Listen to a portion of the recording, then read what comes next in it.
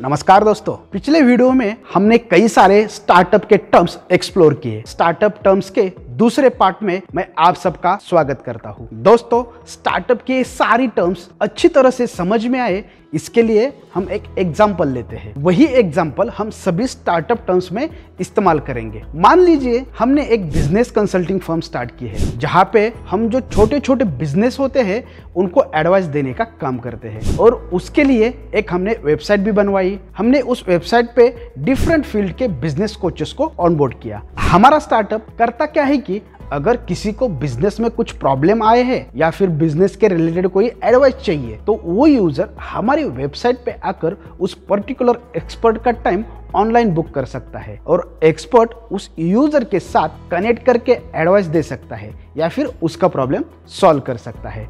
ऐसा हमारा स्टार्टअप है। अब उसको ही रिलेट करके आगे की जो टर्म्स है उसको मैं एक्सप्लेन करूंगा। तो चलो वीडियो स्टार्ट करते हैं।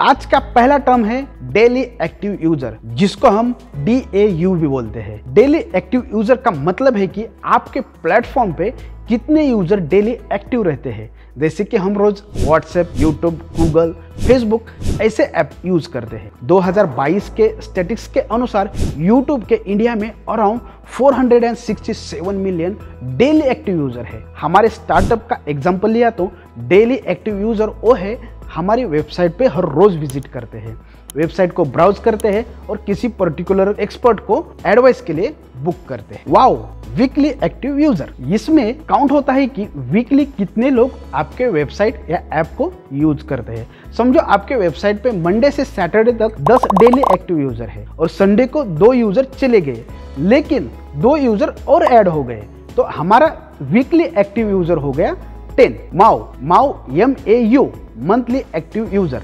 मंथली एक्टिव यूजर यानी कि आपके वेबसाइट पे मंथली कितने यूजर विजिट करते हैं या कितने यूजर एक्टिव है। नेक्स्ट है कैक, कस्टमर एक्विजिशन कॉस्ट। एक कस्टमर एक्वायर करने के लिए कितना पैसा खर्च करना पड़ता है उसको हम कैक कहते हैं। मान लीजिए अपने वेबसाइट पर ट्रैफिक लाने के लिए हमने एक फेसबुक ऐड चलाई, उसका बजट रखा 1000 रुपए। इस बजट में 200 लोगों ने आपकी वेबसाइट पर विजिट किया। इसके बाद 10 लोगों ने आपकी वेबसाइट से किसी एक्सपर्ट को बुक किया, तो इस 10 लोगों ने आपको रिवेन्यू जनरेट करके दिया, यानी वो आपके पेइंग कस्टमर बने। तो उस 10 लोगों को पेइंग कस्टमर बनाने के लिए आपने 1000 रुपए खर्च किए। अगर हम उस खर्चे को 10 से डिवाइड करेंगे तो हमारा कस्टमर एक्विजिशन कॉस्ट निकल के आए। मतलब 1000 डिवाइडेड बाय 10 किया तो एक कस्टमर एक्वायर करने के लिए हमने तकरीबन 100 रुपीज खर्च किए। नेक्स्ट स्टार्टअप टर्म है GTM, यानी गो टू मार्केट स्ट्रेटजी। जब भी हम कोई प्रोडक्ट लॉन्च करते हैं